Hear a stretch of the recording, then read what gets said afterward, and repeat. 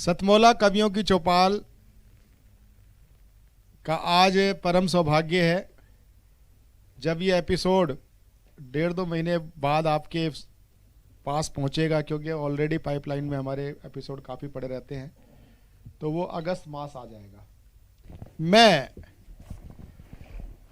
Delhi public library board के chairman, जो हमारे आज के मुख्य अतिथि भी हैं, उनसे निवेदन करूंगा और अक्षय जी से कि वह आज हमारे सबसे पहले अंतर्राष्ट्रीय ओज कवि भाई राजेश चेतन जी को अंगवस्त्र पहना करके सम्मानित करें। जा जोरदार तालियों के साथ।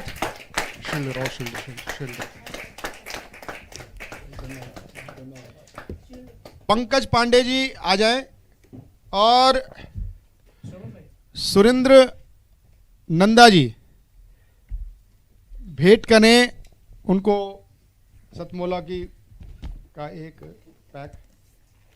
सुरेंद्र बल्ला जी सामने देख के, सामने देख के।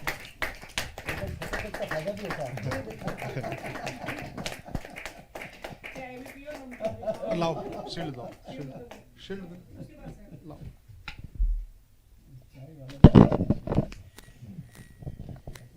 जरा जोरदार ताली तो बजाइए एक बार। सतमौला कवियों की चौपाल श्री राजेश चेतन जी को, जो कि विश्वविख्यात ओज कवि हैं और प्रेरक वक्ता हैं, और आज सतमौला कवियों की चौपाल श्री रामधारी दिनकर स्मृति सम्मान प्रदान करती है। सुमित भसीन जी से आग्रह है, कृपया अपने कर कमलों से सम्मानित करें। जरा जोरदार तालियों के साथ। वो क्षण आ गया है कि जिसकी मैंने आज आपसे चर्चा की थी। पहला काव्य संकलन सतमौला कवियों की चौपाल का, वो अपने माननीय मुख्य अतिथि विशिष्ट अतिथि राजेश जी और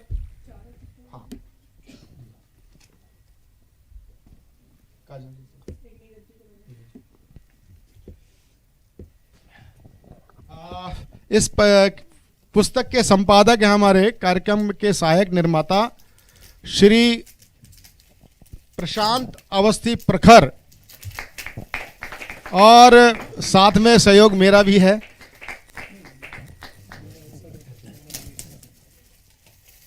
जरा जोरदार तालियों के साथ। ऐसा है कि पुस्तक का पतली जरूर है, लेकिन हमने ठूस ठूस के कविताएं नहीं भरी हैं। महीने में जितनी आएंगी उतनी ही छपेगी। जरा जोरदार तालियों के साथ। दिनेश चंद्र अवस्थी जी, लखनऊ। आइए।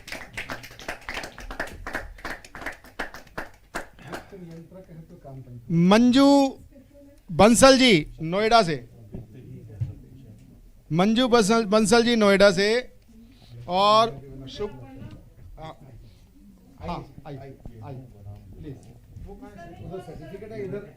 जिनका नहीं हुआ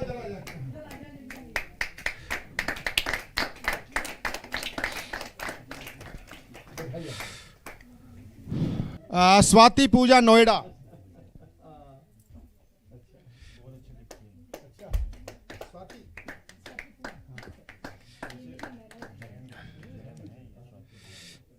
कैफी कुणाल नोएडा से, आप भी ओपन माइक पार्टिसिपेट कर रहे हैं। रविकांत मिश्रा जमुई।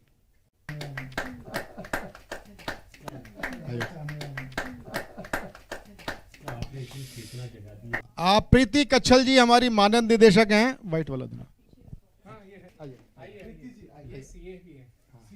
हाँ, कोई और रह गया क्या?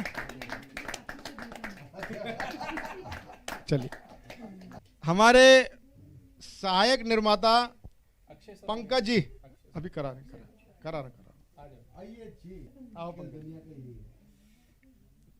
प्रशांत अवस्थी हमारे सहायक निर्माता कानपुर से पंकज का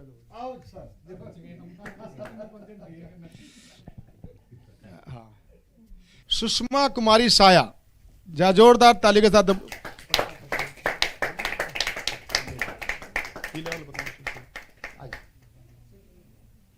सुमित अवस्थी जी और राजेश जी के द्वारा ही होगा सबका सम्मान। अच्छा ठीक है, चलिए आइए अवस्थी जी। 2 लोग आगे रहेंगे क्योंकि पता है फिर सब लोग इकट्ठे हो जाएंगे ना, फिर वो जोरदार तालियां बजाते रहें।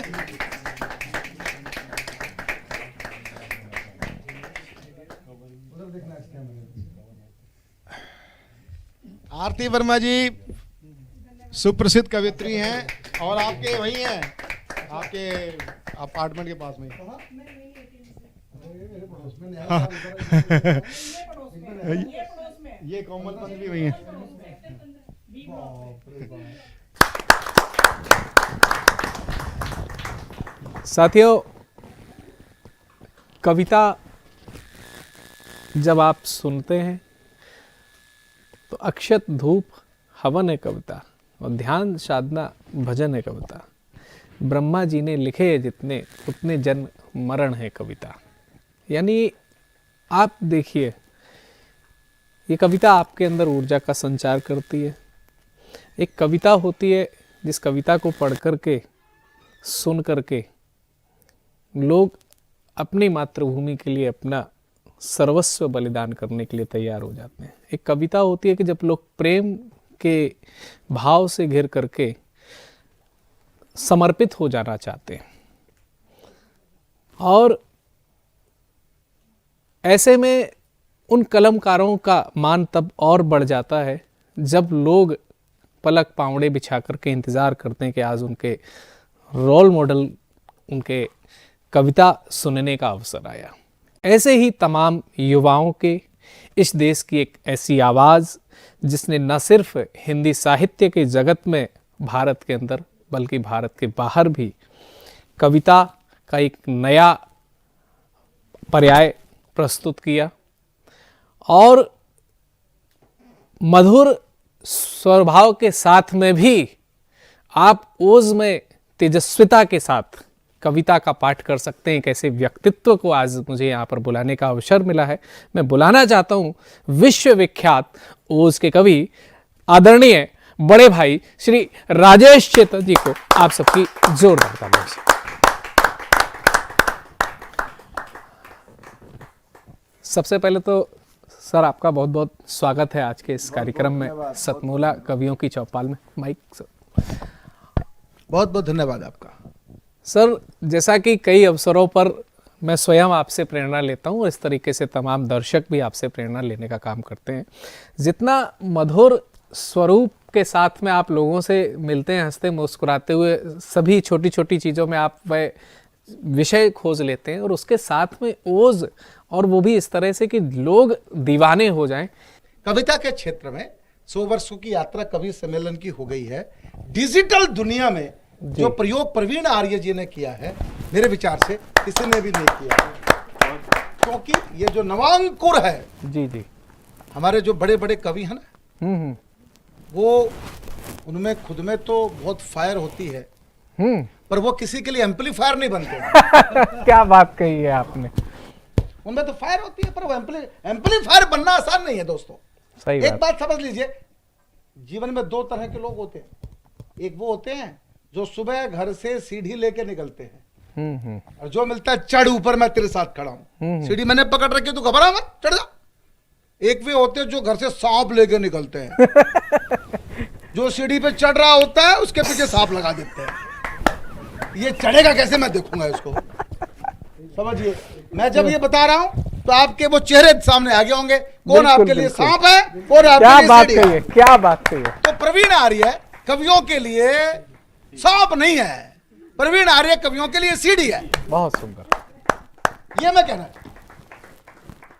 राजेश जी, मैं एक बीच में आपने हाँ, स्टार्टअप के बारे में बात करी थी, जी, बच्चों को खिलाया जाए। कल मैं निदा फाजली की एक फिल्म थी वो देख रहा था, तो उसमें आ रहा था, उन्होंने लिखा होगा कभी, घर से मस्जिद की दूरी बहुत है, चलो बच्चों को खिलाया जाए। घर से दूर है मस्जिद, बहुत हाय हाय। घर से दूर है मस्जिद, आओ कुछ यूं कर लें, हाँ हाँ। किसी रोते हुए बच्चे को हंसाया जाए। हाय हाय। तो ये देखिए आप सामने देख ही पा रहे हैं, केवल अपनी ही कविताएं नहीं याद रखनी है, जो हमें विरासत में मिला है उसकी भी जिम्मेदारी बनती है। तब आप कहीं त्यागी जी, मैं 32-35 साल से मंच का संचालन कर रहा हूँ। जी जी जी अगर दूसरों की कविता याद नहीं रखूंगा तो संचालन कर ही नहीं पाऊंगा। जी जी जी। परम आदरणीय हमारे बीच में स्वर्गीय प्रधानमंत्री अटल बिहारी वाजपेयी जी का जो नाम आया है, सर कवियों का तो ऐसा माना जाता है कि आज ये आदर्श है वो आदर्श है, लेकिन हमारा तो कवि ही प्रधानमंत्री बनकर के ऐसा एक मुकाम यहाँ पर स्थापित कर गया है कि जिस दिशा पर आज चल करके हम इस विकसित भारत की संकल्पना को देख पा रहे हैं, उनसे कवियों को क्या प्रेरणा लेनी चाहिए और वह कितने प्रेरक साबित होते हैं हम सबको इस मार्ग को और बेहतर बनाने के लिए। उनके साथ कविता पढ़ने का सौभाग्य मुझे भी मिला। वाह। अटल जी अजात शत्रु थे।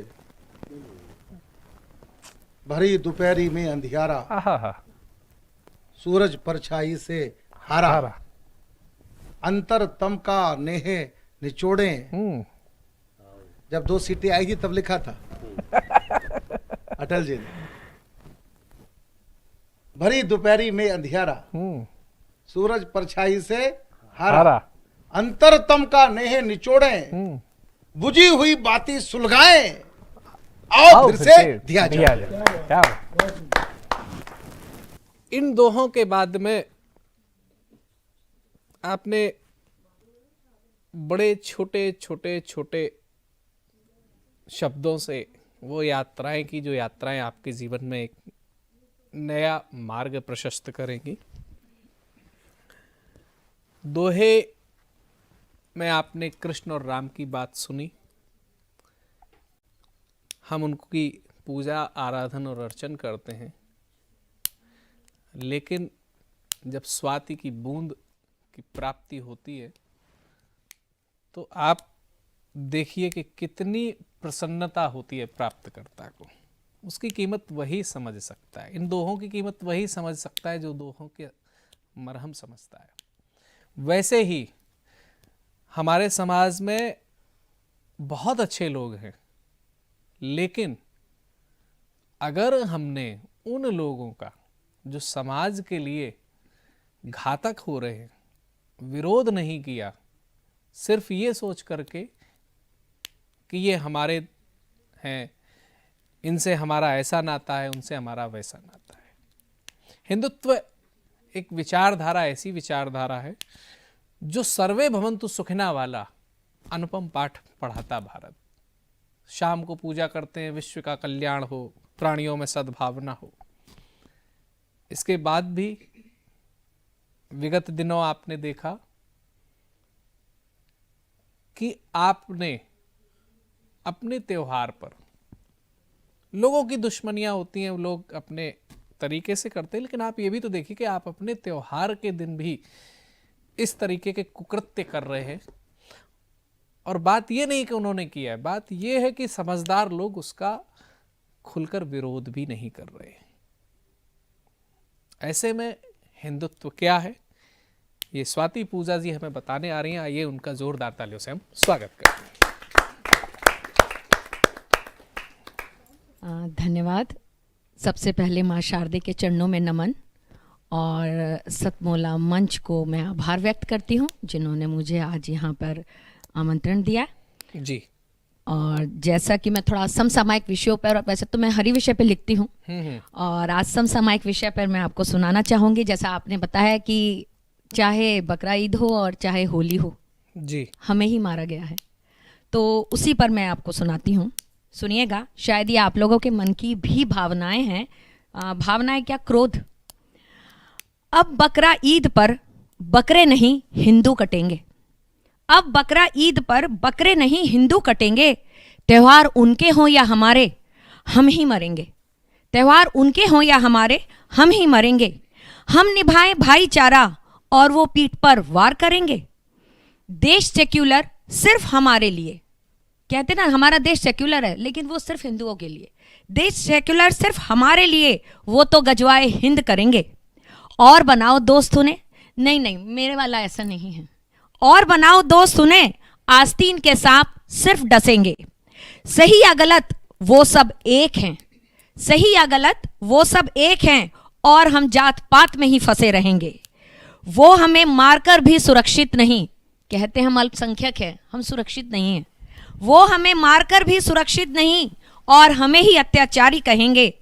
देख लो इतिहास उठाकर, देख लो वर्तमान में झांक कर, कब तुम्हारे अंदर के हिंदू जगेंगे। बस करो, बस करो, अब तो एक हो जाओ, बस करो, अब तो एक हो जाओ, वरना जब तक बटेंगे हम ही कटेंगे, जब तक बटेंगे हम ही कटेंगे। बहुत सुंदर। अब मेरी दूसरी रचना है जो इसी के आगे चलती है जी। तो मैं हिंदुओं को बोलती हूँ, जाग हिंदू जाग, जाग हिंदू जाग, जाग हिंदू जाग। कहती दुनिया तुझे कमजोर, दिखा दे तुझ में भी है आग, जाग हिंदू जाग। धर्म हमें जोड़ता, तोड़ देती है जात, जाग हिंदू जाग। हिंदू एकता से सब डर रहे, हिंदू एकता से सब डर रहे, दुश्मन जातियों में रहा बांट, जाग हिंदू जाग। कौन दुश्मन, ये आप सब जानते हैं, जो हमें जातियों में बांटकर हमें कमजोर कर रहे हैं। जी। लड़ा रहे तुम्हें राजनीति के लिए, लड़ा रहे तुझे राजनीति के लिए, दुश्मन के इरादे हैं नापाक, जाग हिंदू जाग। जातियों में ना बट, अपने धर्म से कर अनुराग, जाग हिंदू जाग। तिलक जनेऊ पहचान हमारी, जी। तिलक जनेऊ पहचान हमारी, इससे ना तू भाग, जाग हिंदू जाग। जब भी आए कोई मुश्किल, जब भी आए कोई मुश्किल, राम नाम का कर ले जाप, जाग हिंदू जाग, जाग हिंदू जाग। शिव का हाथ जिसके सर, शिव का हाथ जिसके सर, डस ना पाए कोई नाग, जाग हिंदू जाग। खुद पर उंगली ना उठने दे, खुद पर उंगली ना उठने दे, बहुत कर लिया त्याग, जाग हिंदू जाग, जाग हिंदू जाग। कोई ना डरा पाए तुझे, डाल आंख में आंख, जाग हिंदू जाग। सनातन है इतिहास हमारा, सनातन है इतिहास हमारा, एक बार तू खुद में झांक, जाग हिंदू जाग। हमारा धर्म सबसे महान, धन्यवाद, हमारा धर्म सबसे महान, इस पर ना लगने दे दाग, जाग हिंदू जाग। आ गया है समय धर्म की रक्षा तेरे हाथ, आ गया है समय धर्म की रक्षा तेरे हाथ, जाग हिंदू जाग। अपनों को पहचान दे, अपनों को पहचान दे, एक दूजे का साथ, जाग हिंदू जाग। दिखा दे अपनी एकता तू, दिखा दे अपनी एकता तू, रोशन कर दे हिंदुत्व का चिराग, जाग हिंदू जाग।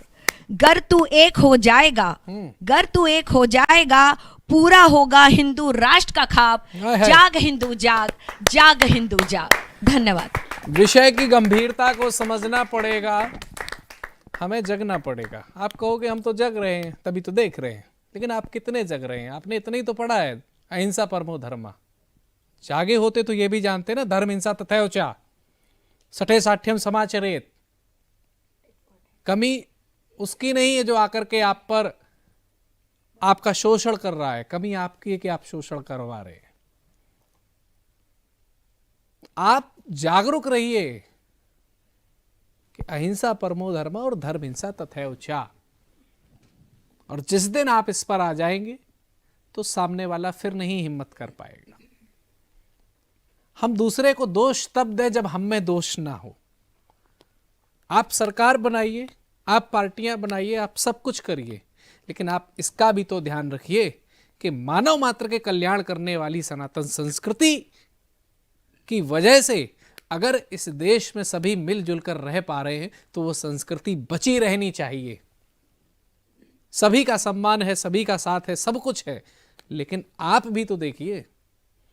और इतना हमको जागना पड़ेगा। मेरा सभी से निवेदन है कि आप इतने जागरूक रहिए ताकि हमें दूसरों पर उंगली उठाने के अवसर ना मिले।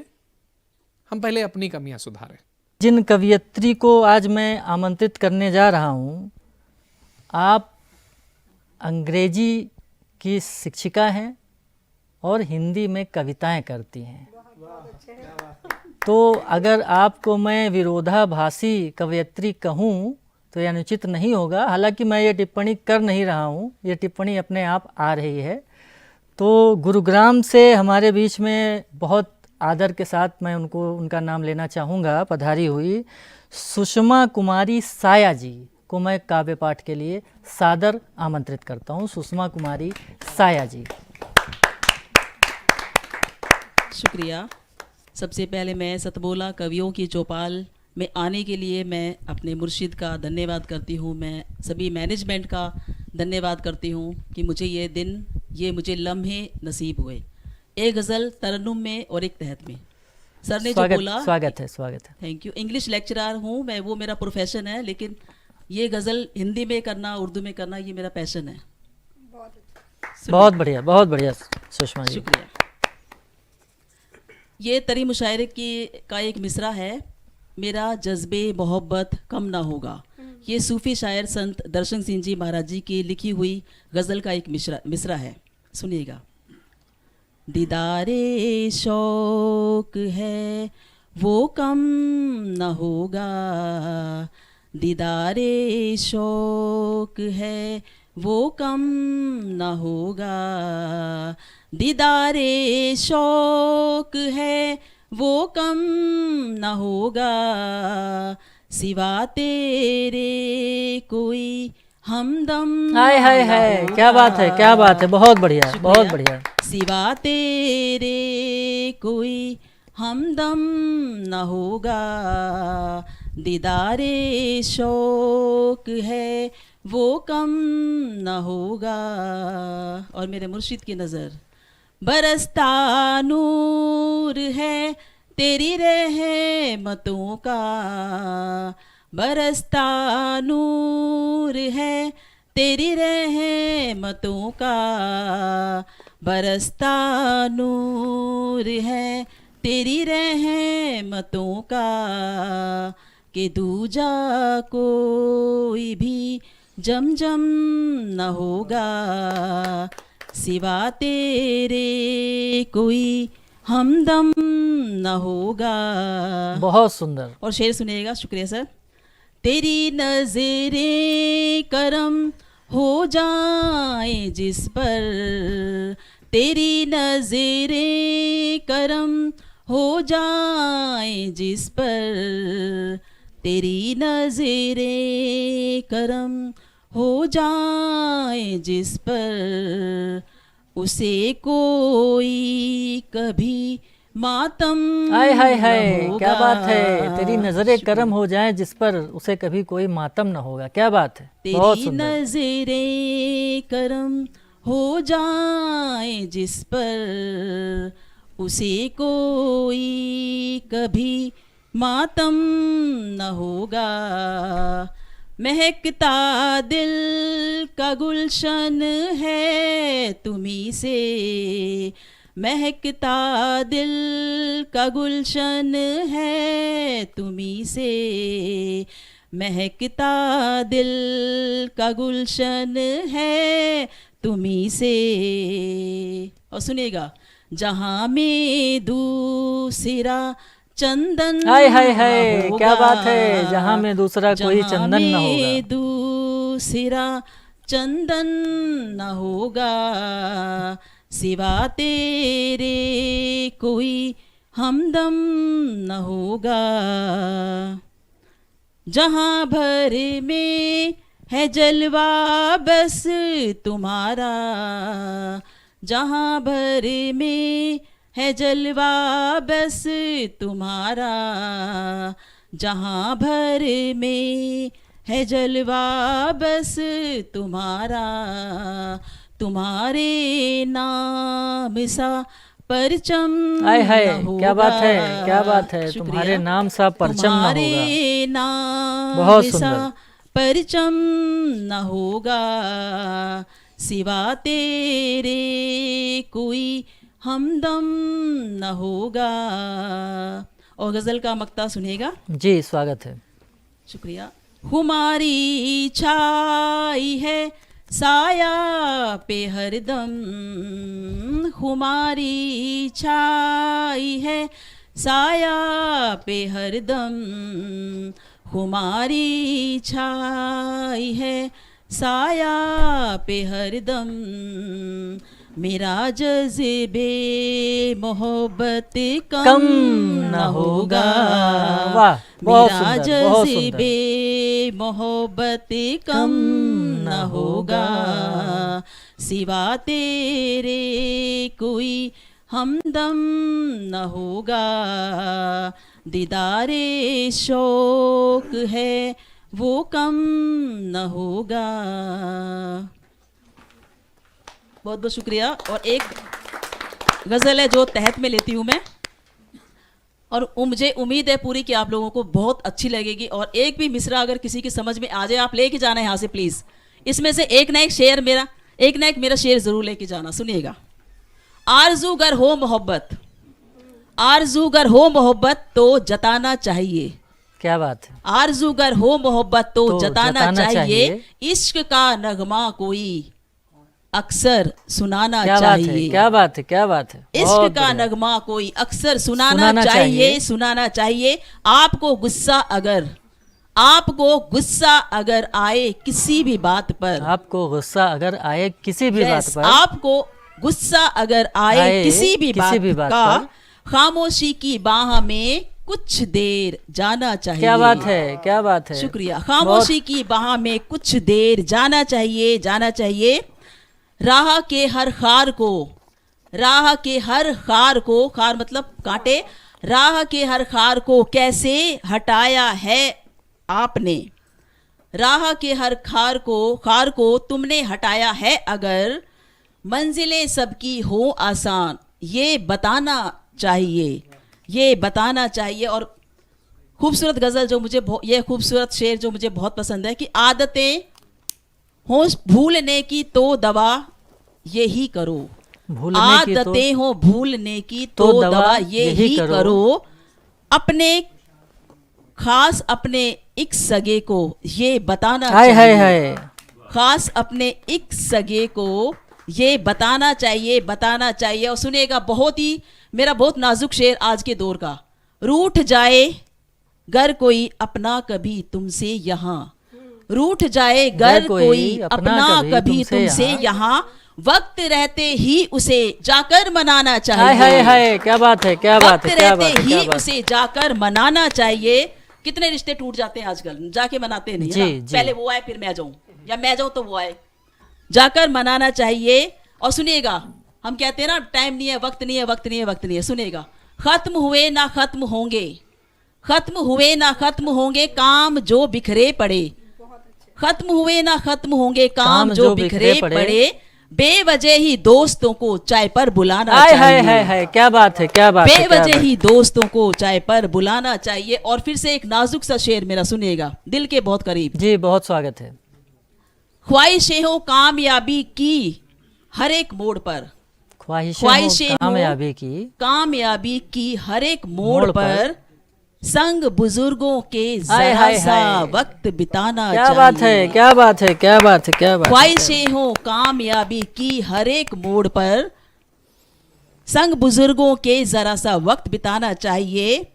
एक शेर और कि चाह हो गर नूर मुखड़े का छलकता ही रहे, चाह हो गर नूर मुखड़े का छलकता ही रहे, हम सफर के साथ मिल मुस्कुराना बहुत चाहिए। बढ़िया, बहुत बढ़िया, और बहुत गजल बढ़िया, का बहुत- मक्ता लास्ट बेस्ट गजल का मक्ता, रब से साया की दुआ है हर बशर के वास्ते, रब से साया की दुआ है हर बशर के वास्ते, नफरतें जो दिल में है बैठी उसे हटाना चाहिए। बहुत बढ़िया, उसे बहुत हटाना बढ़िया। चाहिए। बहुत बहुत शुक्रिया, थैंक यू सो मच। आप थी गुरुग्राम से हमारे बीच पधारी सुषमा कुमारी साया जी। और मुझे लगता है कि इलाज करने का अधिकार दो ही लोगों के पास होता है, एक तो चारागर होते हैं, डॉक्टर होते हैं, चिकित्सक होते हैं, और दूसरे रचनाकार होते हैं। तो रचनाकार की हैसियत से आपने गुस्से का भी इलाज बता दिया खामोशी के साथ, और भूलने की आदत का भी एक आपने समस्या का हल दिया। तो जिस तरह से लोग आपके साथ गुनगुना रहे थे, गा रहे थे, तालियां बजा रहे थे, तो आपकी रचना धर्मिता की जो सफलता है वो तो प्रकट हो गई। अब बाकी दर्शकों के हाथ में मैं छोड़ता हूँ। कैफ़ी कुणाल जी को मैं आमंत्रित करता हूँ कि वह आएँ और उनकी गज़लों से हम इस शाम को और आगे बढ़ाएंगे। आइए जोरदार तालियों से। शुक्रिया संगम टीवी और प्रशांत जी का, बहुत प्यारी एंकरिंग कर रहे हैं आप। धन्यवाद इजाज़त चाहूँगा आप सभी से। जी। तेरी गलियों से होकर आ रहे हैं, आहा। तेरी गलियों से होकर आ रहे हैं, हम्म। वो बीते लम्हे दिल धड़का रहे हैं। आहा। किसी की बेवफाई का था चर्चा, हम्म। किसी की बेवफाई का था चर्चा, न जाने आप क्यों घबरा रहे हैं। आहा, क्या बात है, वाह वाह वाह। किसी की बेवफाई का था चर्चा, हम्म। न जाने आप क्यों घबरा रहे हैं। बिछड़कर भी तुझी में जी रहे हैं, बिछड़कर भी तुझी में जी रहे हैं, तेरी यादों से दिल बहला रहे हैं। मोहब्बत फिर से हमने करके देखी, मोहब्बत फिर से हमने करके देखी, मगर इस बार भी पछता रहे हैं। तेरी गलियों से होकर आ रहे हैं। मैं गिर के फिर से खड़ा हुआ हूँ, मैं गिर के फिर से खड़ा हुआ हूँ, मैं हादसों से बड़ा हुआ हूँ। कतार लंबी है आशिकों की, कतार लंबी है आशिकों की, मैं सबसे पीछे खड़ा हुआ हूँ। वाह। तमाम रिश्ते टिके हैं मुझ पर, तमाम रिश्ते टिके हैं मुझ पर, मैं कील बनकर गड़ा हुआ हूँ। मैं वो पुराना लिबास हूँ अब, मैं वो पुराना लिबास हूँ अब, जो एक किनारे पड़ा हुआ हूँ। वाह वाह मैं गिर के फिर से खड़ा हुआ हूँ, मैं हादसों से बड़ा हुआ हूँ। अब ये खंजर सीने के उस पार होना चाहिए, अब ये खंजर सीने के उस पार होना चाहिए, वार तेरा मुझ पर बारंबार होना चाहिए। अब की होली उसको मुझसे प्यार होना चाहिए, हाय हाय हाय हाय। अब की होली उसको मुझसे प्यार होना चाहिए। ये क्या बात है भाई गुरु। अब की होली उसको मुझसे प्यार होना चाहिए, जो भी दुश्मन है मेरा अब यार होना चाहिए। मैं जिसे ठुकरा चुका हूँ बारहा इस जिस्त में, मैं जिसे ठुकरा चुका हूँ बारहा इस जिस्त में, एक उसी का आखिरी दीदार होना चाहिए। क्या मजा इस हिजर का जो अश्क भी निकले नहीं, क्या मजा इस हिजर का जो अश्क भी निकले नहीं जी। मेरा जीना और भी दुश्वार होना चाहिए। क्या बात है। मेरा जीना और भी दुश्वार होना चाहिए। एक नई गजल के एक मक्ता और एक फरमाइए फरमाइए। आंधियों से कोई उम्मीद लगाते कैसे, आंधियों से कोई उम्मीद लगाते कैसे, रेत पर हम कोई तस्वीर बनाते कैसे। एक वीरान सा मंजर था हमारे दिल में, एक वीरान सा मंजर था हमारे दिल में, हम जमाने को वो तस्वीर दिखाते कैसे। क्या बात है। कुछ कमी अपनी वफाओं में थी कैफी, कुछ कमी अपनी वफाओं में थी कैफी, बेवफा उसको जमाने में बताते कैसे। कुछ दुख पे ले चलता हूँ आपको कि ये कैसा दुख है जिस पर मेरा जोर चल नहीं रहा, हाय हाय। ये कैसा दुख है जिस पर मेरा जोर चल नहीं रहा, जमीन खिसक रही है कदम संभल नहीं रहा जी। गरीब की लगी जो हाय फिर कहाँ बचा कोई, गरीब की लगी जो हाय फिर कहाँ बचा कोई, सुना है कल वो आपका हवा महल नहीं रहा, सुना है कल वो आपका हवा महल नहीं रहा। बहुत सुंदर। बुरे भले सभी यहाँ कहाँ कहाँ पहुँच गए, बुरे भले सभी यहाँ कहाँ कहाँ पहुँच गए, मगर मेरा नसीब ही कहीं बदल नहीं रहा। बहुत सुंदर, मगर बहुत मेरा सुंदर, बहुत सुंदर। नसीब ही कहीं बदल नहीं रहा। जमीन भी लरज गई है देख कर तड़प मेरी, जमीन भी लरज गई है देख कर तड़प मेरी, अजीब है ये आसमां जरा दहल नहीं रहा, अजीब है ये आसमां जरा दहल बहुत नहीं सुंदर। रहा। असर जब दुआ का हुआ ही नहीं, असर जब दुआ का हुआ ही नहीं, मुझे क्यों लगे तू खुदा ही नहीं। हाय हाय हाय। हवा थम गई आसमां रुक गया, कोई देखता हूँ बचा ही नहीं। ए दुश्मन मेरे तू दवा दे मुझे, ए दुश्मन मेरे तू दवा दे मुझे, तेरे जख्म से कुछ हुआ ही नहीं। तेरे साथ रह के मुझे यूं लगा, तेरे साथ रह के मुझे यूं लगा, मैं खुद से कभी भी मिला ही नहीं। खतावार हूँ मैं सजा दे मुझे, खतावार हूँ मैं सजा दे मुझे, मुझे इश्क तुझसे हुआ ही नहीं, मुझे इश्क तुझसे हुआ ही नहीं। जी बेहद शुक्रिया आदाब। तो ये थे शायर कैफी कुणाल साहब,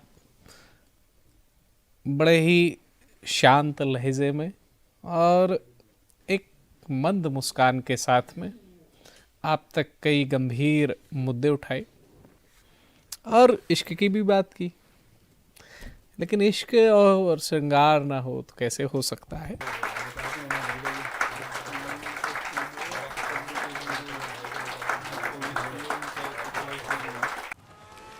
Shit, रोहन, अभी तक पढ़ाई शुरू नहीं की ना तुमने? बालकनी का ग्लास भी तुमने ही तोड़ा था ना? तुम्हारे पापा को बताऊंगी। मम्मा, मैंने ग्लास के साथ एक फ्लावर पॉट भी तोड़ा था। हाँ? सतमोला खाओ, कुछ भी पचा।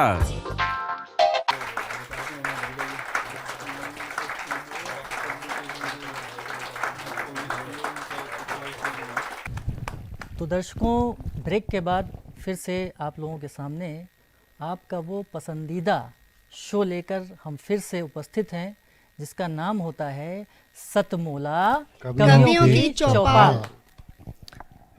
हमारे इस शो ने लगभग 23 वर्षों का लंबा अंतराल पूरा कर लिया है और मैं बहुत गौरव के साथ ये बात कह सकता हूँ कि बहुत से ऐसे कवि जो हमारे शो में एक नए कवि के रूप में, एक नवांकुर कवि के रूप में आए, जिन्होंने काव्य पाठ किया, आज वो देश में बड़े बड़े नामों के रूप में स्थापित हैं और उनकी कविताओं को लोग सराह रहे हैं, लोग उनको उनके नाम से पहचान रहे हैं। तो ये निश्चित रूप से ये हमारे शो की जो एक थीम है उसको बहुत मजबूत करता है और बहुत स्पष्ट करता है कि जिस कविता की धारा को लेकर हम चल रहे हैं वो बहुत ही तेज़ी से बहती हुई और साहित्य के समंदर तक जा रही है। तो आज की इस काव्य धारा को बहाते हुए जो हमारे इस काव्य रस धारा के पहले नाविक हैं, जो हमारे पहले कवि हैं, उनको मैं आमंत्रित करता हूँ। उनका नाम होता है रविकांत मिश्रा, जो जमुई बिहार से आते हैं और विगत लंबे समय से काव्य साधना में रत हैं और आज वो कुछ उर्दू के अशार, कुछ नज़में लेकर हमारे बीच में उपस्थित हैं। तो बहुत स्वागत और अभिनंदन करता हूँ रविकांत मिश्रा जी का। बहुत बहुत शुक्रिया। अभी कुछ दिनों से लिख रहा हूँ, ख्याल लिखता हूँ मैं। एक नज़्म है जिसका तरन्नुम है और फिर सुनिएगा कि और फिर वो रात आ गई थी, उसकी बारात आ गई थी, और फिर वो रात आ गई थी, उसकी बारात आ गई थी, मैं देखता रहा था, गमे हयात आ गई थी। और फिर वो रात आ गई थी, उसकी बारात आ गई थी, मैं देखता रहा था, गमे हयात आ गई थी। हमारे वादे बिखर रहे थे, उसके फेरे पड़ रहे थे। हमारे वादे बिखर रहे थे, उसके फेरे पड़ रहे थे। हम साथ में रहेंगे, धूप बरसात में रहेंगे। उसने देखा मुझे और बोला, अब तेरे ख्यालात में रहेंगे। क्या बात है, क्या बात हम साथ में रहेंगे, धूप बरसात में रहेंगे। उसने देखा मुझे और बोला, अब तेरे ख्यालात में रहेंगे। जिंदगी मजबूर हो गई है, वो मुझसे दूर हो गई है। जिंदगी मजबूर हो गई है, वो मुझसे दूर हो गई है। क्या मैं भी उससे दूर हो सकूंगा? क्या मैं भी उससे दूर हो सकूंगा? किसी के मांग का सिंदूर हो सकूंगा? क्या मैं भी उससे दूर हो सकूंगा? मैं किसी के मांग का सिंदूर हो सकूंगा? क्या उठेगा ये हाथ जयमाला के स्टेज पे? कैसे जाऊंगा मैं किसी गैर के स्टेज पे? क्या बात है, क्या बात, क्या उठेगा ये हाथ जयमाला के स्टेज पे? कैसे जाऊंगा मैं? द्वंद है। कैसे जाऊंगा मैं किसी गैर के सेज पे? और फिर गजल शेर और कितने फसाने बहेंगे, और फिर गजल शेर और कितने फसाने रहेंगे। शादी ना करने के कितने बहाने रहेंगे। बहुत बढ़िया, बहुत और फिर गजल शेर और कितने फसाने रहेंगे। शादी ना करने के कितने बहाने रहेंगे। बहाएंगे आंसू यादों में उसके, फकत हम उसी के दीवाने रहेंगे। बहाएंगे आंसू यादों में उसके, फकत हम उसी के दीवाने रहेंगे। लेकिन मैं घर का बड़ा मुझको जीना पड़ेगा। लेकिन मैं घर का बड़ा मुझको जीना पड़ेगा। खुद ही सारी जख्मों को सीना पड़ेगा। और मुझे मेरी माँ की आंखों का गुरूर होना है। और मुझे मेरी माँ के आंखों का गुरूर होना है। और फिर किसी के मांग का सिंदूर होना है। बहुत बहुत शुक्रिया। एक बहुत बढ़िया, बहुत बढ़िया तरन्नुम है, ध्यान दीजिएगा। बिल्कुल बिल्कुल, स्वागत है। दिल का सावन कभी फिर से आया नहीं। दिल का सावन कभी फिर से आया नहीं। रूप तुझसा खुदा ने दिखाया नहीं। क्या बात है, क्या बात है, बहुत बढ़िया। दिल का सावन कभी फिर से आया नहीं। रूप तुझसा खुदा ने दिखाया नहीं। मैं किसी और से भी लगाता तो दिल, मैं किसी और से भी लगाता तो दिल पर किसी और से दिल लगाया बढ़िया नहीं, है, बढ़िया है, पर बढ़िया है। किसी और से दिल लगाया नहीं। मैं था घर का बड़ा, थी तेरी छोटी बहन। मैं था घर का बड़ा, थी तेरी छोटी बहन। हमने घर के लिए घर बसाया नहीं, बहुत बढ़िया, बहुत बढ़िया, हमने घर बहुत बढ़िया। के लिए घर बसाया नहीं। पा रहा हूँ जमी, पा रहा हूँ फलक, पा रहा हूँ जमी, पा रहा हूँ फलक। मेरी एक चाह थी जिसको पाया नहीं, मेरी एक चाह थी जिसको पाया नहीं। बहुत बहुत शुक्रिया। बहुत बढ़िया। और एक आखिरी है तरन्नुम, उसके बाद मैं अपनी जगह लूंगा। जी स्वागत कि है जानलेवा तेरा मुस्कुराना, आय हाय हाय, है जानलेवा तेरा मुस्कुराना।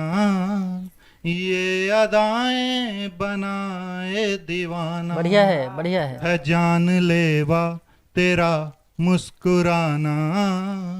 ये अदाएं बनाए दीवाना। तुमने ऐसा है छोड़ा मुझे, कोई होता तो मर जाता जाना। क्या बात तुमने है। ऐसा है छोड़ा मुझे, कोई होता तो मर जाता जाना। बहुत बढ़िया, बहुत बढ़िया। दिल में तेरी कसक तेरी याद रहे, दिल में तेरी कसक तेरी याद रहे। मुझ में तेरा ही सब तेरे बाद रहे, दिल में तेरी कसक तेरी याद रहे। मुझ में तेरा ही सब तेरे बाद रहे। मुश्किलों में घिरा है दीवाना, कोई होता तो मर जाता जाना। बहुत बढ़िया, बहुत बढ़िया। मुश्किलों में घिरा है दीवाना, कोई होता तो मर जाता जाना। महफिलों में गजल जब सुनाता हूँ मैं, महफिलों में गजल जब सुनाता हूँ मैं, महफिलों में गजल जब सुनाता हूँ मैं। तुम थे मेरे कभी ये बताता हूँ मैं। क्या बात है। महफिलों वाह भाई। में गजल जब सुनाता हूँ मैं, तुम थे मेरे कभी ये बताता हूँ मैं। तेरा ही है सारा फसाना। क्या बात है, क्या बात है मिश्रा जी, बहुत बढ़िया। मुश्किलों में घिरा है दीवाना। तुम तो जा भी चुके मुझको है भी खबर, तुम तो जा भी चुके मुझको है भी खबर। दिल को कैसे ये समझाऊं मगर, तेरे बिन नहीं मेरा कोई ठिकाना। क्या बात है। कोई होता तो मर जाता जाना। बहुत बहुत शुक्रिया। बहुत बढ़िया। तो ये थे रविकांत मिश्रा जी, जो जमुई बिहार से हमारे बीच पधारे हैं।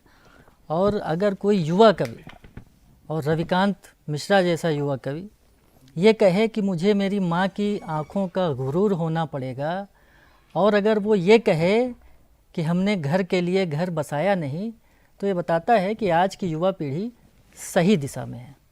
अब मिश्रा जी की काव्य धर्मिता को मैं दर्शकों पर छोड़ता हूँ। मैं चलना चाहता हूँ प्रीति कच्छल जी की ओर, उनकी उस कहानी को सुनने जहाँ पर आपको लगेगा कि विश्वास में ही आपकी सफलता है। आइए जोरदार तालियों से स्वागत करते हैं विश्वासम फलदायकम प्रीति कच्छल जी। नमस्ते। मेरा आप सभी के चरणों में वंदन।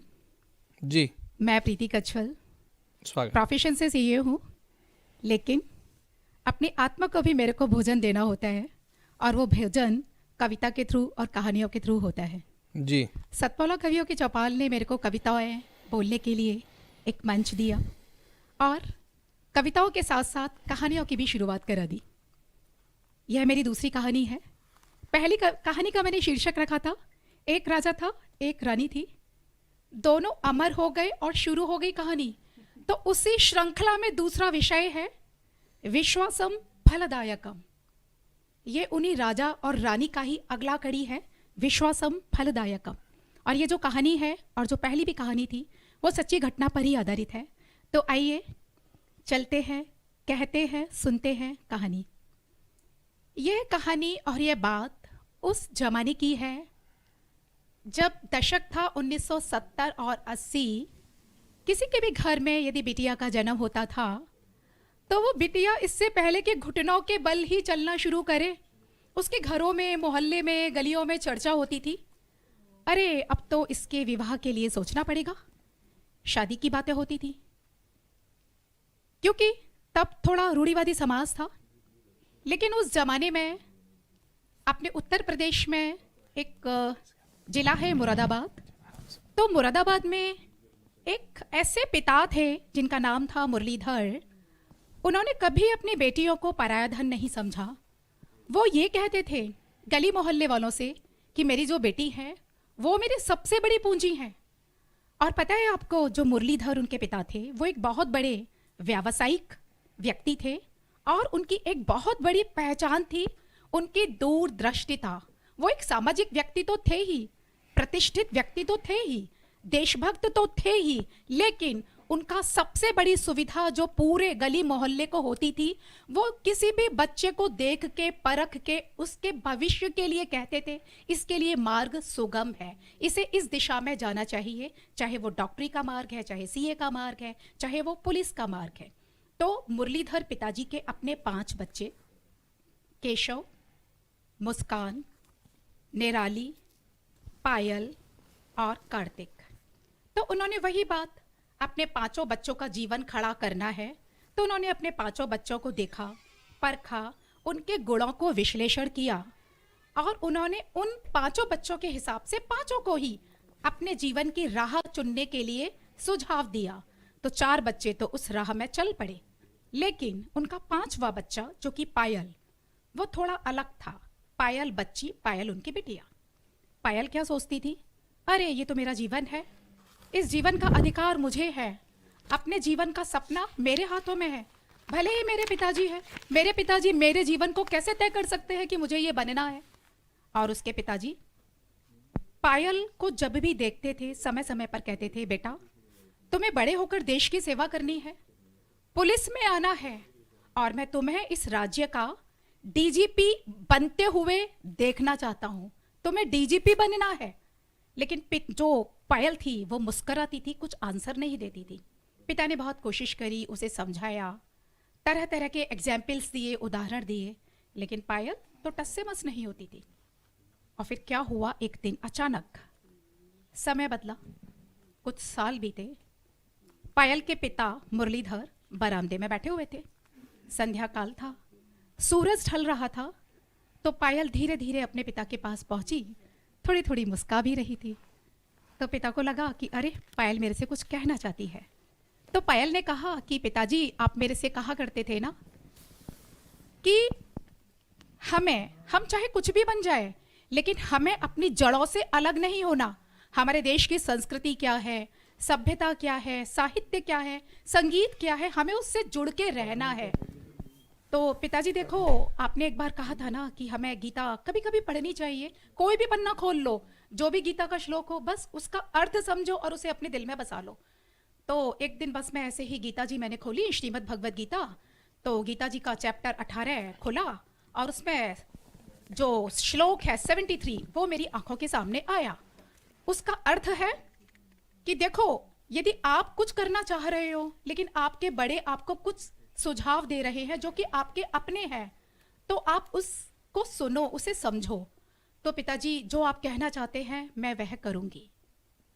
पिताजी थोड़ा चुप हुए, उन्होंने उसके सिर पे हाथ रखा और फिर कहा, बेटा मैं तेरे को गीता जी का एक श्लोक सुनाता हूँ, चैप्टर 2 का 47 नंबर जी। कर्मण्यवाधिकारस्ते मा फलेषु कदाचन। बेटा तुम्हारा अधिकार सिर्फ कर्म पर है, कर्म करना ही तुम्हारा काम है, वही तुम्हारी प्रॉपर्टी है। फल के लिए मत सोचना, फल तो अपने आप भगवान देगा, धन तो अपने आप आएगा। फिर क्या था, पायल के जीवन में एक मोड़ आया। पायल ने अगले दिन से ही सुबह सुबह 3:30 बजे, 4 बजे, 4:30 बजे उठना शुरू कर दिया। और पायल उठते ही योगाभ्यास करती, प्राणायाम करती, अपनी पढ़ाई को करती, रोज का पाठ रोज करती थी, अगले दिन का पढ़ के जाती थी और नोट्स बनाती रहती थी। फिर क्या हुआ इसके बाद, 10वीं क्लास में पायल का जिले की मेरिट लिस्ट में नाम, 12वीं क्लास में पायल का फिर से जिले की मेरिट लिस्ट में नाम, ग्रेजुएशन में पायल का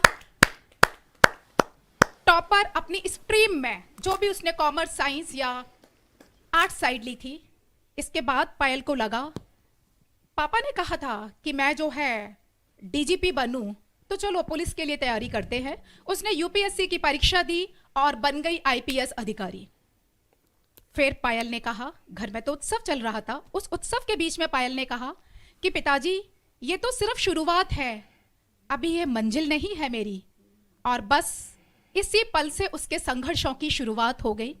पायल का विवाह हुआ। अपने उसने वैवाहिक जीवन में परिवार की, समाज की, कुटुंब की सारी जिम्मेदारियों को निभाते हुए पुलिस में अपनी सेवाएं दी। कई बार उसे लगता था कि उसके जीवन में तूफान आ रहा है, तूफानी रातें हैं, चूंकि वो पुलिस की सर्विस में थी, तो कहीं दंगे, कहीं फसाद, कहीं अपराधियों की वजह से उसको अपराधियों के लिए अगेंस्ट बयान देने पड़ते थे, अभियोजन देने पड़ते थे।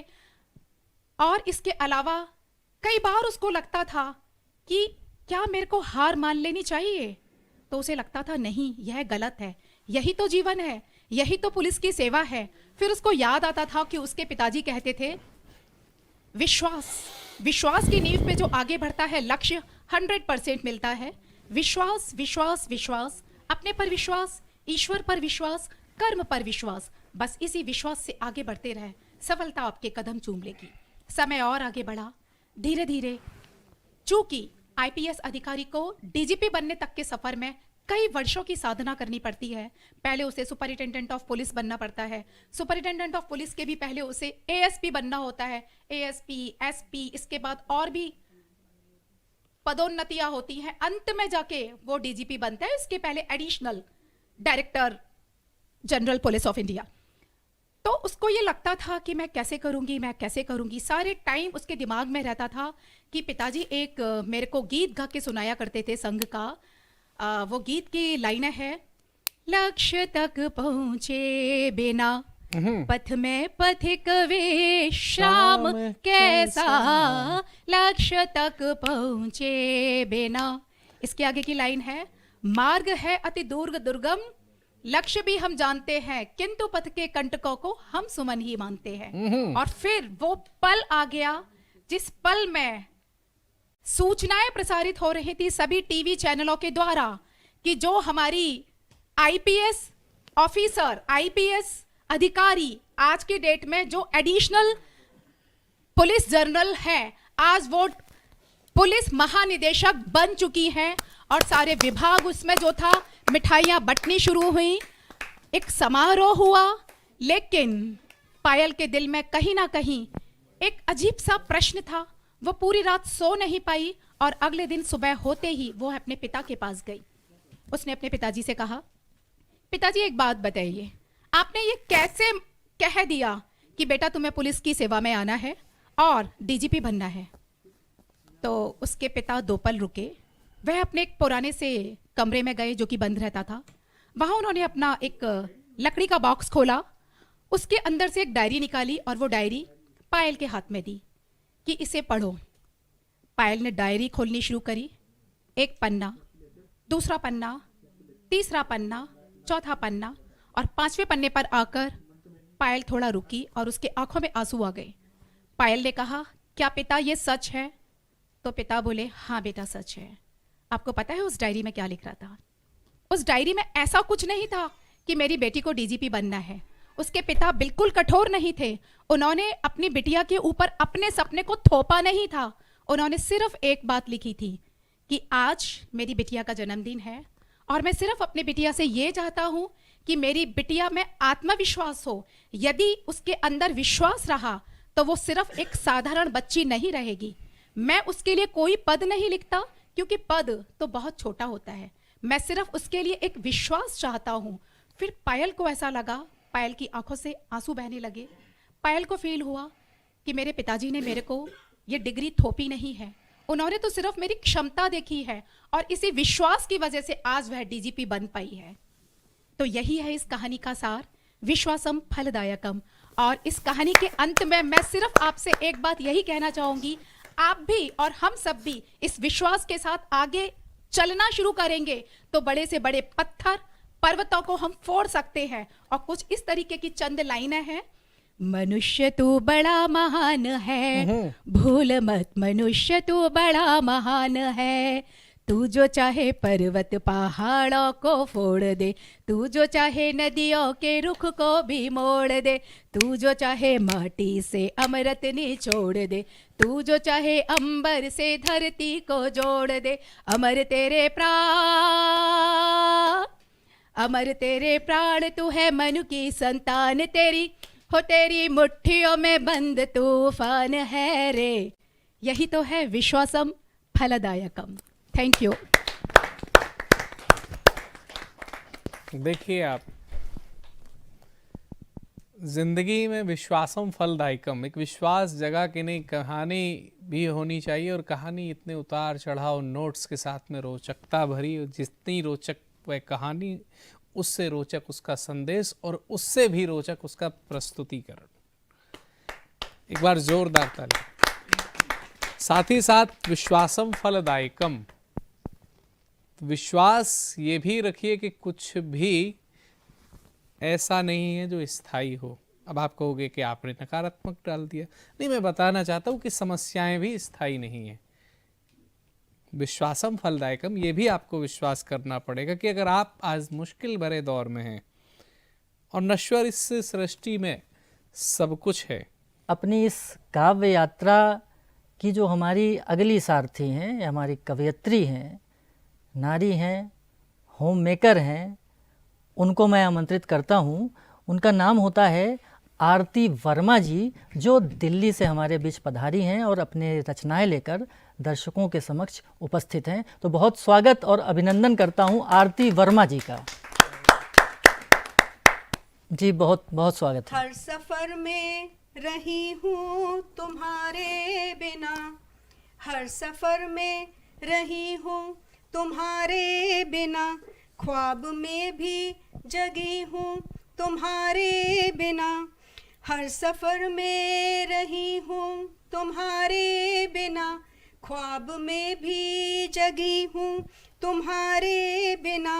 मिल ही जाते मुझे मंजिलों के निशान, मिल ही जाते मुझे मंजिलों के निशान, पर सफीना रही हूँ तुम्हारे। हाय हाय हाय, क्या बात है, क्या बात है, बहुत सुंदर। रही हूँ तुम्हारे बिना। एक मुक्त छंद में लिखी हुई मेरी कविता है, जी मुझे बहुत पसंद है। बहुत स्वागत है। हरिवंश राय बच्चन जी की मधुशाला से प्रेरित होके कुछ लिखा है मैंने भी अपने भावों को। जी आरती जी, और उसको शीर्षक दिया है मैंने मधुर मधुशाला।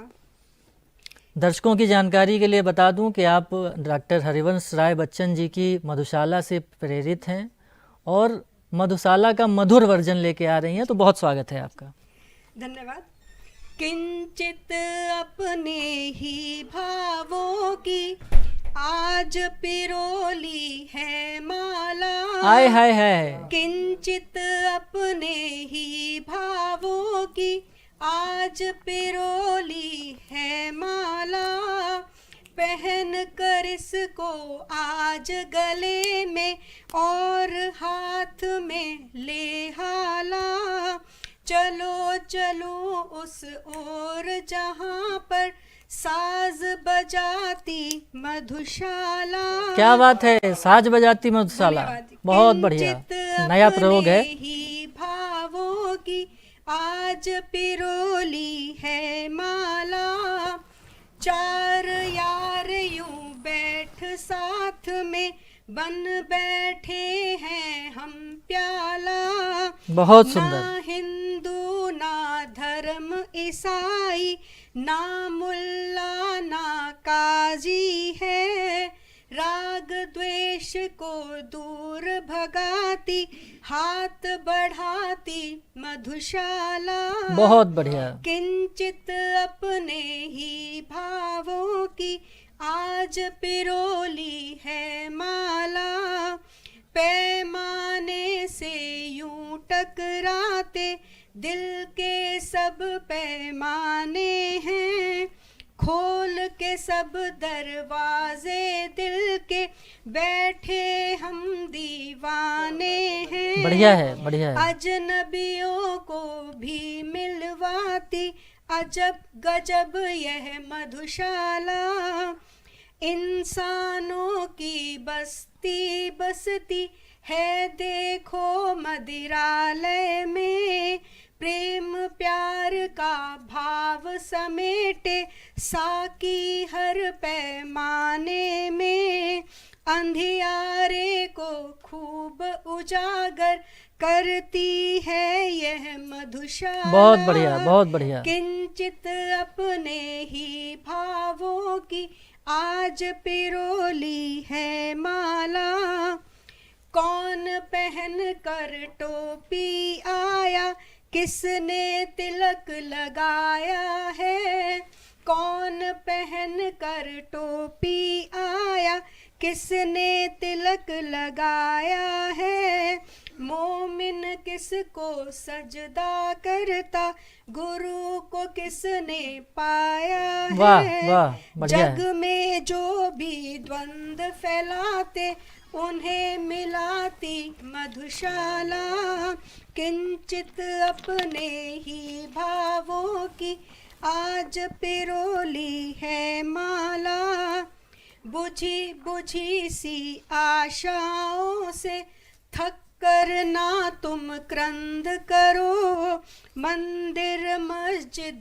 गुरुद्वारे में ना खुद को तुम बंद करो। बहुत बढ़िया, बहुत बढ़िया, बहुत बढ़िया। आँख खोल कर इधर निहारो, मधुर प्रेम है मधुशाला, किंचित अपने ही भावों की आज पिरोली है माला।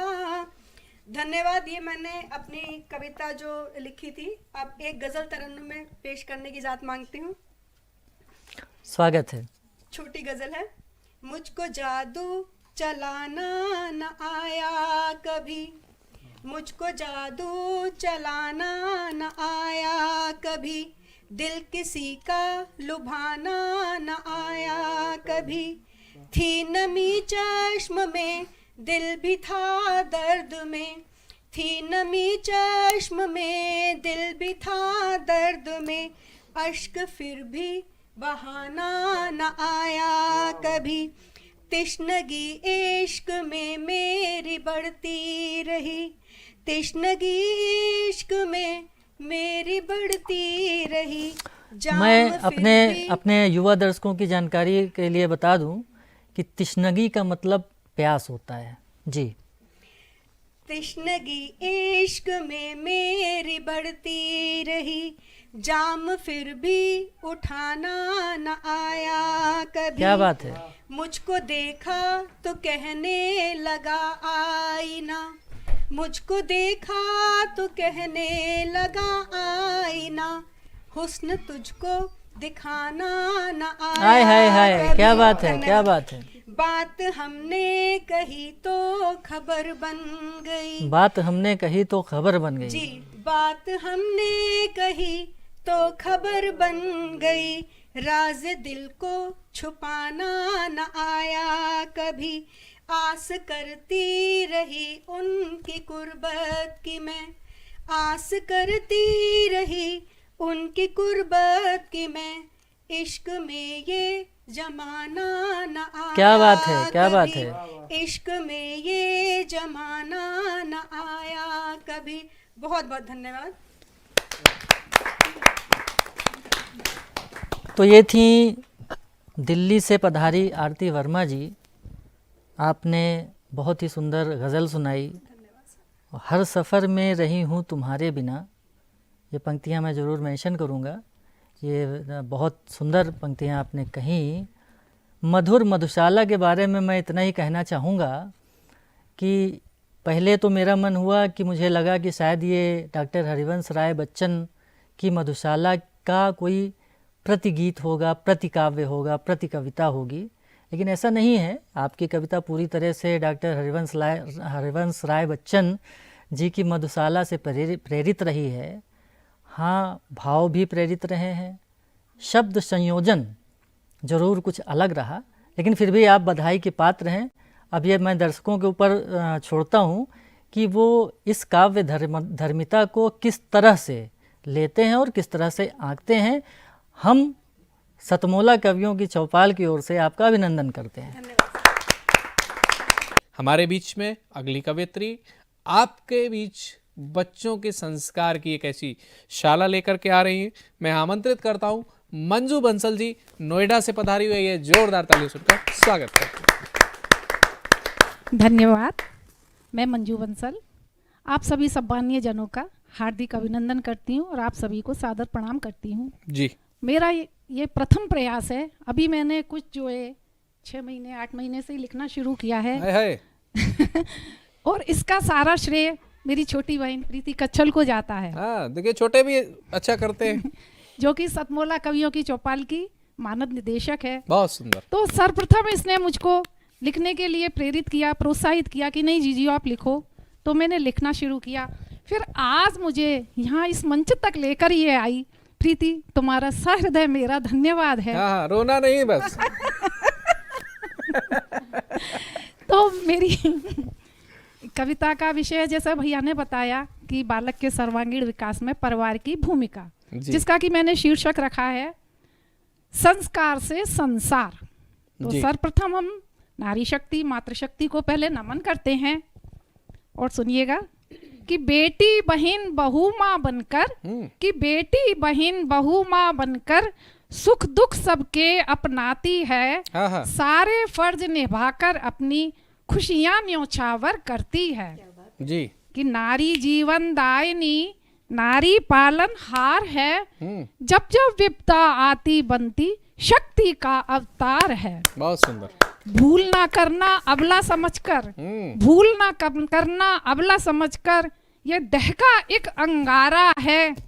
प्राणों को यमराज से लाए ऐसी शक्ति पुंज एक ज्वाला है। नील गगन सागर की लहरें सबको इसने मापा है और चांद पर जाकर इसने अपना परचम लहराया क्या बात है, क्या बात। नारी शक्ति तुम्हें नमन, कि नारी शक्ति तुम्हें नमन, हर रूप में तू ही समाई है। सीता मीरा दुर्गा और माँ राधा बनकर आई है। सीता मीरा राधा और माँ दुर्गा बनकर आई है। तो बिन नारी परिवार का होवे ना कल्याण है, और धुरी बनकर परिवार की करती बेड़ा पार है। बहुत सुंदर। कि धुरी बनकर परिवार की करती बेड़ा पार है। तो आगे इसी श्रृंखला में आगे बढ़ते हैं कि माँ बालक की प्रथम गुरु है। कि माँ बालक की प्रथम गुरु है, हंसती खेल खिलाती है। बालक के मन भाव समझ गा लोरी लाड़ लड़ाती है।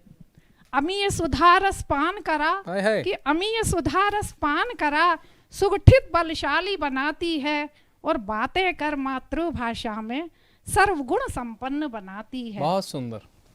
एहसास आशीषों के मोती माँ से, आशीषों के मोती माँ से बिन मांगे मिल जाते हैं।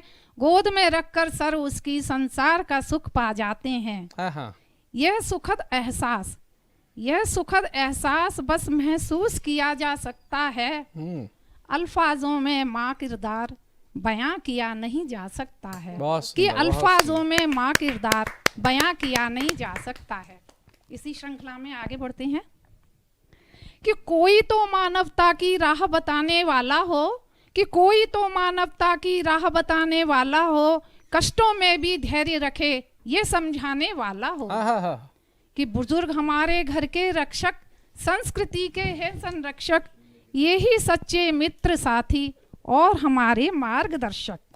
दया धर्म का पाठ पढ़ाते, बिछड़ों से है मेल कराते, प्रीत धर्म और ज्ञान की बातें संस्कारों के बीज बुआते। नन्हे नन्हे कोमल मन पर, नन्हे नन्हे कोमल मन पर ममता का संसार लुटाते, अनुभवों का है वो खजाना, हर मुश्किल का हल बतलाते। बहुत सुंदर। आती है जब कभी मुसीबत, कि आती है जब कभी मुसीबत, चुटकी में वो राह दिखाते, और मौत में भी जिंदगी का फलसफा वो हमें पढ़ाते। तो कर दीजिए तन मन समर्पण, कि कर दीजिए तन मन समर्पण, उनके श्री चरण कमलों में पारिजात बनकर महकोगे हर जनमानस के हृदय में। कि पारिजात बनकर महकोगे हर जनमानस के हृदय में। अगर संस्कारित सुगठित बालक है तो भारत भी अपना सुगठित संस्कारी बनेगा। तो इसी विषय पर मैंने कुछ लिखा है कि अपने भारत को यदि हमने विश्व गुरु बनाना है, तो देश के हर बालक किशोर को संस्कारवान बनाना है। बहुत सुंदर, बहुत सुंदर। नित्य योग प्राणायाम से तन मन सबल बनाना है, और माता पिता गुरु ईश्वर का सम्मान उन्हें समझाना है। सुपोषण और सुशिक्षा देकर ऊर्जावान बनाना है, कि सुपोषण और सुशिक्षा देकर ऊर्जावान बनाना है, और खिलता बचपन साधन देकर आत्मनिर्भर बनाना है। बहुत सुंदर। बलशाली संस्कारी बालक देश की सुदृढ़ नींव है, कि बलशाली संस्कारी बालक देश की सुदृढ़ नींव है। आज का हर बालक किशोर अपने भारत का भविष्य है, अपने देश का भविष्य है, राष्ट्र का भविष्य है। आप सभी दर्शकों को ये जो भेंट वार्ता आपको कैसी लगी? आप टीवी स्क्रीन पर चल रहे नंबर, स्क्रॉल पर चल रहे नंबर 9711182183 पर हमें अपनी राय के द्वारा बताएं कार्यक्रम कैसा रहा। आप वो भी लिख के भेजें व्हाट्सएप के द्वारा। और अन्य कोई विशिष्ट व्यक्ति जिसको आप हमारे टीवी शो पर बुलाना चाहते हो, विशेषकर वो साहित्यिक परिवेश का व्यक्ति हो, हम उससे बातचीत करेंगे, उनके विचार आपको प्रदान करेंगे। साथ ही यदि आप हमारे टीवी शो से जुड़ना चाहते हैं तो टीवी स्क्रॉल पर चल रहे नंबर 9711182183 पर आप हमें व्हाट्सएप के द्वारा संपर्क कर सकते हैं। टेलीग्राम भी यही है, आप कर सकते हैं। हमारी टीम आपसे तुरंत आपसे संपर्क करेगी। धन्यवाद। मिलते हैं अगले रविवार सतमोला कवियों की चौपाल में।